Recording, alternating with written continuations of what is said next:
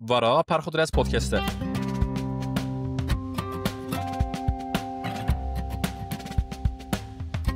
قهوه‌خانه آزاد یا دیریکی یا سال 2025 به خاطر این سلاطین بلوت و لقمان آیابه جمع بو مراق به مکتوب که مینا آجر ایدی جمع کامونا خادر کرد و بو چیروک که برگسی بومه چونکه شاعر و نویسکارین دیریکی جوان هر یک با آوه گیدن بحثا قهوه‌خانه آزاد دکه و راستی و راله دبه سر سر راله سلاطین بلوت ده خاطر این خدا بحثا قهوه‌خانه آزاد یا سال 1907 کریه لقمان آیابه به خاطر این خاط شویه قهوه‌خانه آزاد یا سال 1908 و 1909 خاطر این هر دو نویسکاران ده ادبیات دا سر رکن خادمشن لید راستی دا معلومات هر دو نویسکاران هفدو ناگرن هفدو پشراست ناکن پشتی مد خلقه که پرخودرس پودکست دا به خاطر این وان هر دو ظلامین دیریکی بحثا قهوه‌خانه آزاده کرد دیریکی یک آدن مینا آجر جی سر و قهوه‌خانه مکتوبک اجمرا شاند مینا آجر ده مکتوب دا به خاطر این باوخا ج سال 1908